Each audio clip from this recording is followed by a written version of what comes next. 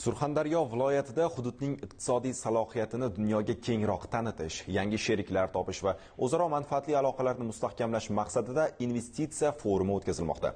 Ayni paytda mazkur tadbir o'z ishini boshlab, xorijiy sarmoyadorlar uchun istiqbolli loyihalar taqdimot qilinyapti. Muxbirimiz Sanjar Allaberdiyev jarayonlardan jonli xabar berishga shay turibdilar. Marhamat Sanjar, kun xayrli bo'lsin, efirdasiz.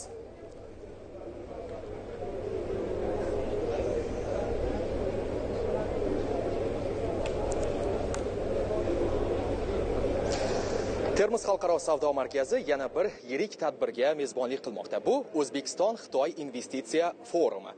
Va bilasizmi, mana shu forumga Xitoy davlatidan ayni paytda 300 ga yaqin yirik kompaniyalar vakillari, investorlar, sarmoyadorlar jalb etilgan va qolaversa Afg'oniston davlatidan 50 ga yaqin tadbirkorlar ham bu yerga taklif etilgan.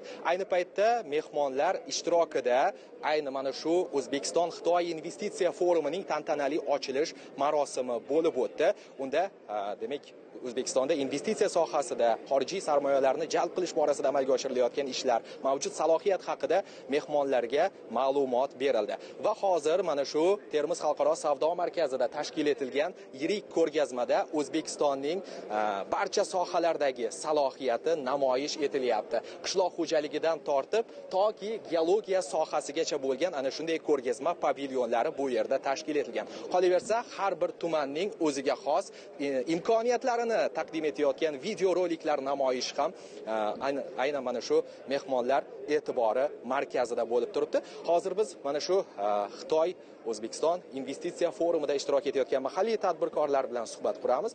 Yonimda tadbirkor Ilhom aka Boqijonov turibdi. Assalomu alaykum Ilhom aka. Assalomu alaykum. Men Kapayurt va Bizayla kompaniyasining ta'sischisiman.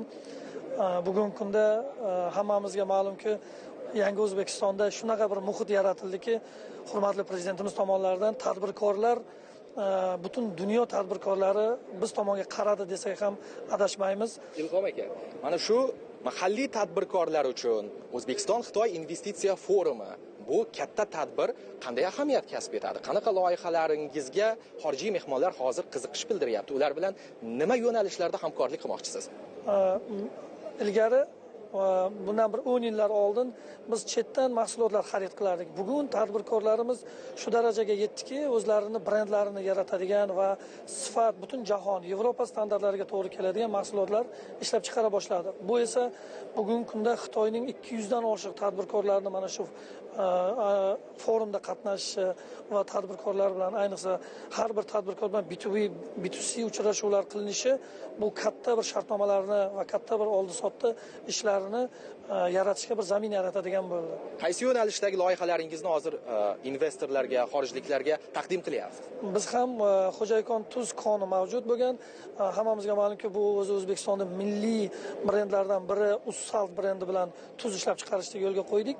Biz savdo uyimizni Germaniya davlatiga, Yevropa davlatiga ochdik va endigi bizning missiyamiz, strategiyamiz Xitoy davlatini zabt etish va Xitoy davlati bu bilamiz, hammamizga ma'lum, juda ham katta bozor va shu bozorda o'zimiz savdo uyimizni tashkil qilish uchun hamkorlar bilan muzokaralar olib boryapmiz.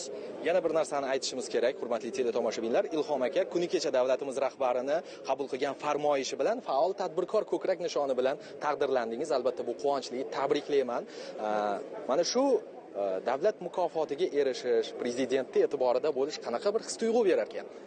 O'zi kutilmaganda bu yangilikni o'zimiz ham eshitib juda ham xursand bo'lib ketdik oilamiz bilan. Chunki tadbirkorni har tomonlama qo'llab-quvvatlash, unga imtiyoz berish, har bir muammosiga yechim topish, bu ayniqsa prezidentimiz shunaqa bir shart-sharoit yaratib, shunaqa bir qo'llab-quvvatlash va kichkinagina xizmatimizda shunaqa bir taqdirlaganlari bizga juda ham kuch berdi. Va biz bir narsaga ishonch hosil qildimki, biz hali ham e'tibordamiz va bizni qo'llab-quvvatlaydigan tayanchimiz, suyanchimiz va ishonchimiz bor va men bitta narsaga kafolat beraman. Ilgaringi qo'rquv yo'q hozir. Shunaqa prezidentimiz shunaqa bir sharoit yaratdilarki, yuragimizdagi qo'rquvlar yo'qolib, o'rniga ishonchlar paydo bo'ldi. Va bu taqdirlash bilan meni yana ruhlantirdilar. Rahmat Ilhom aka, faoliyatingizga faqat omadlar tilaymiz. Forum o'z ishini davom ettirmoqda va bilasizmi, bitta raqamni aytib o'tmoqchiman. O'tgan yili 2025-yilda Surxondaryo viloyatiga 1.2 milliard dollar xorijiy investitsiya jalb etilgan va uning aynan 50% dan ortiq Xitoy davlat hissasiga to'g'ri keladi. Bu yilda esa bu ko'rsatkichni 3 milliard dollarga yetkazish maqsad qilingan va bunda mana shunday xalqaro forumlarning, xorijiy mehmonlarning, sarmoyadorlarning kelishi albatta bu natijani, bu marrani bosib o'tishda katta ahamiyat kasb etadi. Biz forum haqida, uning tafsilotlari haqida kelgusi dasturlarimizda yana ma'lumot berib boramiz. Rahmat studiya. Yetkazilgan ma'lumotlar uchun tashakkur Sanjar.